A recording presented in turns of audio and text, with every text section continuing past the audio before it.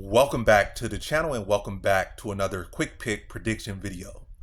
In this video, I'll be predicting the Bellator bout in the light heavyweight division for the vacated light heavyweight championship between Corey Anderson versus Karl Moore.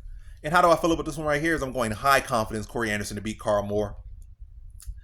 And I was kind of jumping more so back and forth between is he going to finish it or is he going to go to decision. The 5-round fight and it's for the vacated belt. I think Corey Anderson finishes him. I think he wants to, make a statement. I guess he can't make it against Vadim Nemkov, at least not in Bellator no more. Nemkov, I guess, is over in PFL. He's a PFL champion or whatever now, super champion.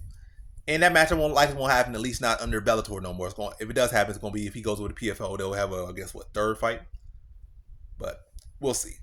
And I think he wants to make a statement. He gave especially a real good fight in the first fight. Second fight, it was a good fight, but it was clearly Vadim Nemkov had made the adjustments and was the better fighter. But going against Karl Moore doesn't have the best takedown defense. And being a jiu-jitsu guy, despite how big he is and like his build, you might this guy like a wrestler maybe. He's a BJJ guy. His top control is pretty weak. Takedown defense is not the best. He's too comfortable to accept the bottom position, and his cardio is not even phenomenal. I like it. So questionable wrestling defense, questionable top control, questionable cardio, and questionable urgency to get back to his feet. I think Corey Anderson is going to be able to outstrike him on the feet. And I think he'll be able to take him down pretty much at will. I think he'll be able to stop his grappling. I feel like his grappling isn't super special. He has solid grappling for a big man, but nothing I don't think Corey Anderson is going to have too much issue with. So I think Corey Anderson should be able to dominate him on the feet and on the ground and blend all those things together to be able to put a finish on Karl Moore. And also that cardio and pace.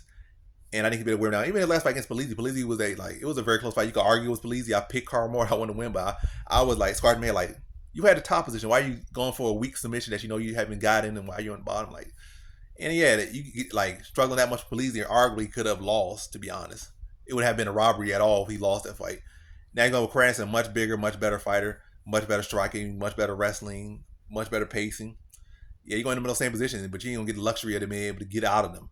I'm not saying he's going to lock confidence. He ain't gonna have no success. He definitely can have success in this fight, but those same things that he had, on the feet and especially in the grappling, IQ or decisions he made out there, he will pay a lot more for them, or he will be made to pay a lot more for them in this one than he was in Polizzi fight because he's going in with a much better fighter. You had to say, I'm gonna say third round. It's gonna be a beat down effect. It's not gonna be a complete run over, but it's gonna be rinse repeat, mixing the striking, scooping down, dropping ground and pound on over the course of the fight, and then putting a stamp on him in the third round. It's really just mixing up on the feet, getting in, scooping him down to the ground, dropping ground and pound. Probably not Polizzi, but Moore trying to go for some submission, trying to go for some sweeps, but Anderson already knowing what he's gonna do, heavy on top.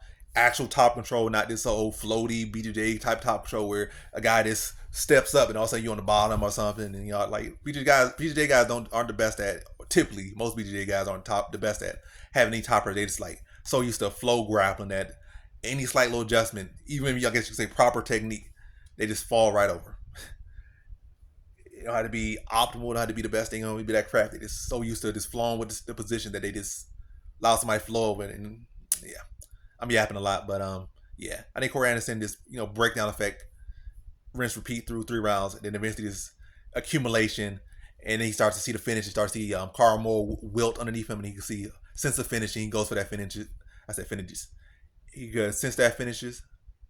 He could sense the finish, and he finishes. What am I even saying? And then he finishes him in the third round. So he could feel him wilting over the course of the fight. In third round, really feel like there's nothing left in the tank, too much in the tank from him. And then he could sense the finish, and Karl was not really intelligently defending or capable to intelligently defend himself. And he goes for that finish, and he gets it in the third round. So in this one, I got Corey Anderson via third round TKO.